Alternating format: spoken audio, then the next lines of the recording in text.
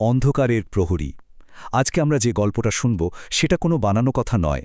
এটা এমন এক উপাখ্যান যা সময়ের সাথে ফিকে হয়ে যায়নি, বরং কুয়াশার মতোই আরও ঘন, আরও রহস্যময় হয়ে উঠেছে। গল্পটা এমন একটা জায়গার যেখানে সভ্যতার আলো পৌঁছায় না বললেই চলে। চলুন আমরা সোজা চলে যাই ডুয়ার্সের সেই গহীন অরণ্যের গভীরে, যেখানে এক আদিম ভয় আমাদের জন্য অপেক্ষা করছে। আমাদের এই গল্পের একেবারে কেন্দ্রবিন্দুতে আছে একটা কুখ্যাত জায়গা, যার নাম শয়তানের ঘর।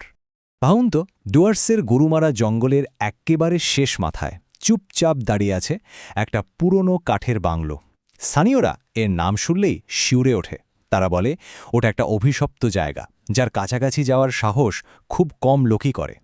আসলে এই বাংলোটার পিছনে একটা বেশ অন্ধকার ইতিহাস আছে। লোকে বলে ব্রিটিশ আমলে তৈরি এই বাংলোতে এক শিকারী নাকি জঙ্গলের এক পবিত্র প্রাণীকে মেরে ফেলেছিল, আর সেই ভুলের পর থেকেই জঙ্গল যেন নিজেই প্রতিশোধ নিতে শুরু করে আর বাংলোটাকে ধীরে ধীরে নিজের দখলে নিয়ে নেয়। আর ঠিক এই অভিশপ্ত জায়গাতেই নিয়তি টেনে নিয়ে আসে আমাদের গল্পের প্রধান চরিত্রকে। ঋত্বিক পেশায় একজন বন্যপ্রাণী গবেষক, মানে জঙ্গল তো তার চেনা জানা জগৎ। কিন্তু সেই দিন ঘন কুয়াশা তাকে এমনভাবে ঘিরে ধরে যে সে পথ হারিয়ে ফেলে, আর ভাগ্য তাকে সোজা ওই কুখ্যাত বাংলোর সামনে এনে দাঁড় করায়। একবার অবস্থাটা ভাবার চেষ্টা করুন। জিপিএস কাজ করছে না, মোবাইলের নেটওয়ার্ক নেই, আর জঙ্গলের রাত নামছে। এই পরিস্থিতিতে ওই পোড়ো ভুতুরে বাংলোটা ছাড়া আর কোনো উপায়ই ছিল না। একরকম বাধ্য হয়েই তাকে ওই শয়তানের ঘরে পা রাখতে হয়। আর বাংলোর ভেতরে পা রাখার মুহূর্ত থেকেই অশরীরী কিছুর অস্তিত্ব টের পাওয়া যেতে শুরু করে। এমন কিছু চিহ্ন সে দেখতে পায় যা কোনো যুক্তির মধ্যেই পড়ে না। কিন্তু কি ছিল ভেতরে, ঋত্বিক তখনও জানত না যে খুব তাড়াতাড়ি এই প্রশ্নের এক ভয়ঙ্কর উত্তর সে পেতে চলেছে। প্রথমেই যেটা ওর চোখে পড়ল সেটা হলো মেঝের ধুলোর ওপর কয়েকটা বড় বড় থাবার দাগ।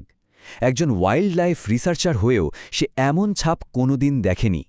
বাঘ বা ভাল্লুকের নয়, এগুলো ছিল আরও বড়, আরও অদ্ভুত। এরপর মাঝরাতে হঠাৎ বাংলোর বাইরে থেকে একটা আওয়াজ, খস খস ধপ, যেন বিশাল ভারী কিছু একটা বারান্দা দিয়ে শরীরটাকে টেনে নিয়ে যাচ্ছে। শব্দটা শুনে ঋত্বিকের বুকের ভেতরটা হিম হয়ে গেল।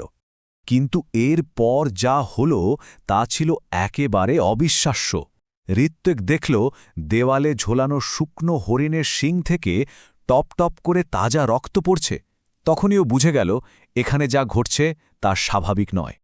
আর ঠিক সেই মুহূর্তে ঘরের জমাট অন্ধকারের ভেতর দুটো লাল বিন্দু জ্বলে উঠল। আগুনের মতো দুটো চোখ স্থির শুধু তারই দিকে তাকিয়ে আছে। সাক্ষাৎ ভয় যেন তার সামনে এসে দাঁড়িয়েছে। এরপর জঙ্গলের সেই আদিম শক্তি নিজের রূপ প্রকাশ করে আর শোনায় তার নির্মম বিচার। ওই চোখ দুটো কোনো বাঘ বা ভাল্লুকের ছিল না, ওটা ছিল প্রায় মানুষের মতো একটা চেহারা, কিন্তু সারা গা ভর্তি কালো লোম, আর মুখটা একটা হিংস্র জানোয়ারের মতো, যেন জঙ্গলেরই কোনো আদিম প্রহরী। ঘর কাঁপিয়ে সেই ভয়ঙ্কর গলাটা বলে উঠল, যারা এই সীমানা পেরোয় তাদের রক্ত দিয়েই জঙ্গলের শিকড় ভেজাতে হয়। আজ থেকে তুই হবে এই কুঠিরের নতুন প্রহরী। ব্যাস, জঙ্গলের রায় দেওয়া হয়ে গেল। আর এই রায়ের পরই শুরু হয় ঋত্বিকের সেই ভয়ঙ্কর রূপান্তর। সে ধীরে ধীরে হয়ে উঠতে থাকে নতুন প্রহরী। ঋত্বিক পাগলের মতো দরজার দিকে ছুটল পালানোর জন্য, কিন্তু দেখল দরজাটা যেন পাথরের দেওয়াল হয়ে গেছে। আর তখনই সে অনুভব করতে পারল ওর হাতের নখগুলো লম্বা হয়ে উঠছে, চামড়া ছিঁড়ে শরীর থেকে কালো লোম বেরিয়ে আসছে, ওর মানুষ পরিচয়টা কেড়ে নেওয়া হচ্ছিল। পরের দিন সকালে ফরেস্ট রেঞ্জাররা যখন বাংলোতে এসে পৌঁছাল, ঋত্বিকের কোনো চিহ্নই ছিল না। তারা শুধু খুঁজে পেল ওর ভাঙা চশমাটা আর ওর ডায়েরিটা। ঋত্বিক যেন ভোরের কুয়াশার সঙ্গে মিলিয়ে গেছে। ডায়েরির শেষ পাতায় কাপা কাপা অক্ষরে শুধু একটাই লাইন লেখা ছিল, জঙ্গল আমাকে আর মানুষ থাকতে দিচ্ছে না। এটাই ছিল ওর শেষ কথা, ওর মনুষ্যত্ব হারানোর দলিল।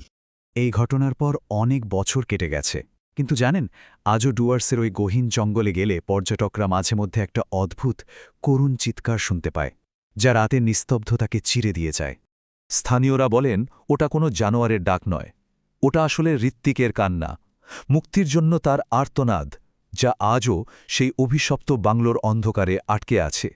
তাহলে কি ও আজও ওই বাংলোর ভেতরেই আছে, অন্ধকারের মধ্যে অপেক্ষা করছে? মানুষের গন্ধ পেলে আজও কি সে উঁকি দেয়, তার একাকিত্ব দূর করার জন্য নতুন কোনো সঙ্গীর আশায়? এই প্রশ্নটা আজও ডিওয়ার্সের বাতাসে ভেসে বেড়ায়।